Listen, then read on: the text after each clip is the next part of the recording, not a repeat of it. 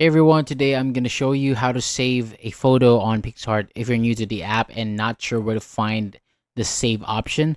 Don't worry, this process is very simple and only takes a few moments.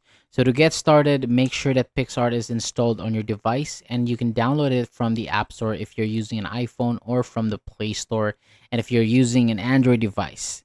So once the app is installed, open it and sign into your account. After logging in, you'll be taken to the main screen where all of the editing tools and features are available, and from the home page, tap the plus button at the bottom of the screen to start a new project. Next, choose the background option and select any background that you would like to use. You can pick one of the free backgrounds available in the app, such as a landscape, a color background, or any other designs that catches your attention. So after background is open in the editor, take a look at the top area of the screen and then you should see a save icon there. Simply tap that icon and Picsart will save the image to your device depending on your settings.